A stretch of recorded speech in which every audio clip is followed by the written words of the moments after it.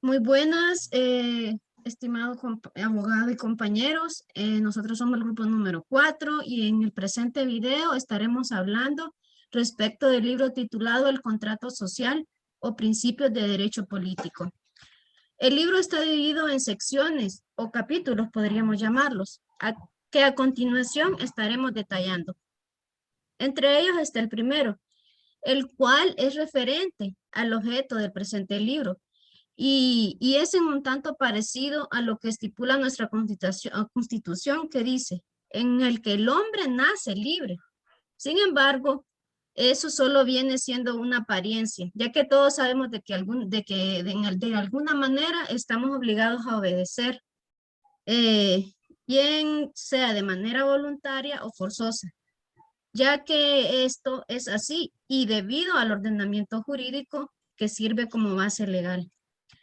El capítulo 2 hace referencia y se titula de las primeras sociedades. Este libro hace énfasis en que las primeras sociedades o la primera sociedad constituida o históricamente constituida fue la familia y por ello la coloca como uno de los más importantes. Pero aclara de que los hijos, una vez que crecen y se vuelven independientes, ya no están ligados a los padres. En ese sentido, podemos decir que que esta sociedad se va esparciendo a lo largo del tiempo. ¿Por qué? Porque los hijos abandonan a los hogares de los padres, se vuelven independientes, ya no necesitan del cuidado de los padres. Y es por esta razón que el libro hace esta relación en que el Estado viene siendo como el padre que brinda esa protección, que suple necesidades, y el pueblo viene siendo su hijo, que necesita satisfacer esas necesidades. Sin embargo, existe una gran diferencia entre la familia y el Estado, ya que el primer concepto involucra varios factores, como ser el amor, el respeto y cuidado de los pequeños, en todo caso, y si lo relacionamos con el Estado, sería el pueblo. Y el Estado, a su vez, lo único que hace, lo ve desde el punto de vista obligatorio. ¿Por qué? Porque el Estado está obligado a realizar todas aquellas, o a satisfacer aquellas necesidades que su hijo necesita, en este caso el pueblo. Ahora bien, el capítulo número 3, titulado El derecho del más fuerte. Este capítulo hace referencia a que no siempre el que es fuerte lo será. Y con ello, por ello es que necesita transformar esa fuerza al derecho. Por ello, vemos que el derecho va evolucionando, incluso a diario, ya que con ello se nos obliga a mantenernos en esa línea de obediencia. Pero hay que mencionar que en ningún momento el derecho se considera una fuerza. En el capítulo 4, titulado de la esclavitud, nos llamó mucho la atención de que este capítulo, por lo mencionado en él, habla de respecto a por lo que mencionamos el capítulo 1 respecto a la libertad, porque si todos los hombres nacen libres, ¿por qué entonces aún seguimos siendo esclavos? Si ningún hombre tiene autoridad semejante sobre otro hombre. Y aún sabiendo que el derecho no es ninguna fuerza, es aquí en donde actúan las convenciones. Pero, pero cabe mencionar que los hombres vendemos nuestra libertad, por así decirlo, ya que por muy absurdo que parezca, pero así es la realidad. Por ejemplo, somos esclavos del trabajo, somos esclavos de las deudas, incluso a nivel de país somos esclavos de otros países por el tema de la deuda externa. Y así consecutivamente, en otras palabras, enajenamos nuestra libertad. El capítulo 5, titulado Necesidad de retroceder a una convención, básicamente se refiere en el sometimiento de una sociedad a un Estado, o por así decirlo, al despotismo, es decir, un gobierno absoluto. ¿Qué es lo que pasaba anteriormente con la monarquía? Que tenían que obedecer a un solo rey. Sin embargo, trasladando eso, podemos decir de que no es que se hayan cambiado mucho las cosas, ya que cada quien transforma sus intereses colectivos en intereses de carácter privado. Y lastimosamente, esa es una de las mayores desventajas de nuestro país, que normalmente vemos las cosas a nivel particular y no a nivel colectivo. Esa es mi aportación y los dejo con mi compañera Jenny. Buenas tardes, compañeros y abogados. Bueno, continuando con lo que mencionaba mi compañera Alejandra, en el capítulo pues que yo voy a exponer es acerca del pueblo, ¿verdad? Que creo que a criterio de muchos es la parte fundamental de un Estado. Entonces el libro hacía referencia acerca del legislador y el pueblo, ¿verdad? Entonces había una parte que me llamó mucho la atención que hablaba sobre que ningún arquitecto empieza una construcción o inicia una construcción sin antes haber estudiado el terreno. Entonces hacía referencia a los legisladores, ¿verdad? Ningún buen legislador puede crear leyes sin primero haber estudiado a su pueblo o sin primero conocer a su pueblo. ¿Por qué? Porque es muy diferente, por ejemplo, a que yo quiera legislar Honduras, a que yo quiera legislar Estados Unidos. ¿Por qué? Porque Honduras, en comparación a los Estados Unidos, es una provincia mucho más pequeña, con costumbres diferentes, creencias diferentes, entonces no podemos tratar de aplicar la misma legislación en un país subdesarrollado a un país tan pequeño y en desarrollo como nosotros. También hacía referencia de que como el fin de la legislación es el bien común para todos, tenemos que estudiar, como les comentaba, el estado del país, cómo se encuentra el país, cómo está el nivel de desarrollo en el país, para garantizar el bien de todos los habitantes, porque de repente es muy difícil querer aplicar las leyes a una familia muy, muy pobre, a querer aplicar la misma ley a una familia muy, muy acaudalada. La familia pobre se va a ver afectada, mientras que de repente para la familia que tiene muchos recursos no va a significar un riesgo. Entonces, esa era Aunque no hay la igualdad, entonces, es, podría cor- decir que sí.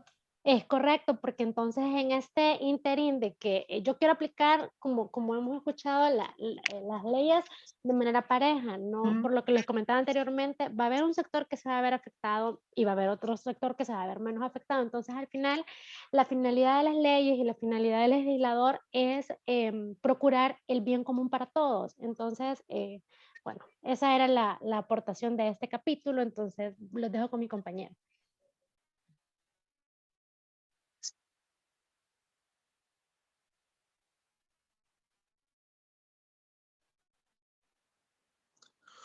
Bueno, buenas noches. Eh, a mí me tocó el capítulo de la monarquía, donde hasta este punto se considera el príncipe como una persona moral y colectiva en la que está unida por las fuerzas de las leyes y que se postula en el Estado.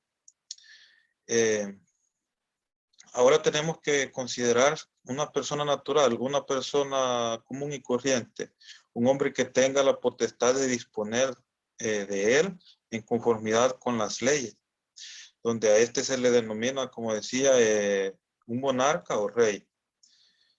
Esto, contrario a las otras administraciones, por decir, cada quien es colectivo, representa a un individuo.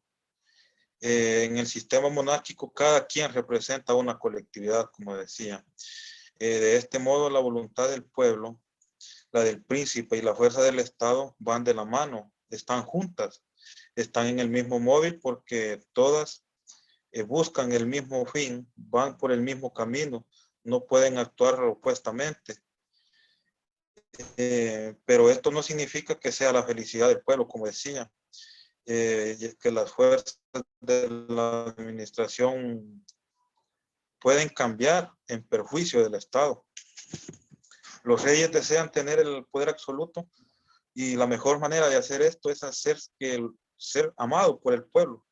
Este es el amor más grande, pero el amor que desprende es precario y condicional, en la que el príncipe jamás va a estar contento. en donde los mejores quieren ser malos sin dejar de ser los buenos y quieren seguir reinando incluso. Es incluso la Jamás realidad que vemos ahorita en nuestro país. era lo que les dije, el ejemplo de nuestro país, donde jamás se debe creer a cualquier predicador político que diga que siendo la fuerza del pueblo su mayor interés será que florezca numerosamente. Siempre debemos saber que esto es falso. Su interés personal siempre va a ser que el pueblo sea débil, miserable, que no sea capaz de levantarse ni de rebelarse, que no puedan ser enfrentados por ellos mismos. Hemos visto que también por las relaciones generales que la monarquía no es conveniente, sino a los grandes estados, como decía la compañera. Mientras más numerosa es la administración pública, más disminuye la relación del príncipe en los súbditos. Más se aproxima de la igualdad y si estamos de suerte, la relación sería la misma que constituye la igualdad de la democracia. Si es difícil gobernar un estado, la dificultad aún es donde solo lo hace una persona, como dicen en el caso del rey, donde existe un conflicto a la hora de que muere un rey y hay problemas por quién. Entonces la solución que le daban a esto era de que una sola familia y solo iban sucediéndose de uno al otro, teniendo en cuenta que podían tener a niños que los estuvieran gobernando, personas que fueran capaces de poder cumplir las funciones que por ende cumplen. Eso sería por lo de mi parte. Los dejo con mi compañero Jason. Gracias. Hola, buenas tardes, abogado y compañeros. Yo les voy a hablar acerca del capítulo 3 sobre las elecciones. Creo que me tocó la última parte del libro, pero es la que más se asemeja a nuestro país y a nuestra realidad, porque en este primer capítulo pues nos habla que los nombramientos hay dos y uno puede ser por elección y por suerte. Y si lo relacionamos pues Uy, a nuestra realidad ahorita en el Congreso Nacional, eh, se dio, digamos que por suerte, porque legalmente por elección no se pudo dar, ¿verdad? Eh, Todo eso lo sabemos, pues entonces si lo llevamos a la realidad, pues esta elección por suerte yo no la entendía mucho, pero ya vi que en la realidad de nuestro país todo se puede dar. Posteriormente existe el capítulo del tribunado en el cual nos dice pues que esta parte es como la parte de hacer lo justo, ¿verdad? Que esta parte del tribunado no pertenece ni lo que es al poder legislativo ni al poder ejecutivo. Y si lo llevamos a la realidad de nuestra legislación, pues podríamos decir que este tribunado pues es parte del sistema judicial de Honduras, ya que pues no forma parte del que hace las leyes ni del que las ejecuta, sino que simplemente se encarga pues de que se cumpla. Dentro del capítulo 4 también pues hablamos de la dictadura. Nos dice el Russell aquí que la inflexibilidad de las leyes y del quebrantamiento de leyes y del quebrantamiento de la orden, nosotros le llamaríamos dictadura. Y podríamos decir pues que eso fue lo que vivimos en los últimos 8 años en la realidad de nuestro país, que las leyes se alteran, que no hay nadie pues que sería como un jefe supremo. Entonces en este caso nosotros ya sabemos quién fue el jefe supremo en este último tiempo. Nadie estaba encima de él, ni las leyes. Como dice Rousseau, él era el jefe supremo de este soberano pueblo y de este soberano país, el que mandaba hacer callar, el que mandaba imponer y el que no, pues, el que no se dejaba llevar por las leyes de nuestro país. Para finalizar, pues también Rousseau en este libro pues nos habla de lo que es de la religión civil.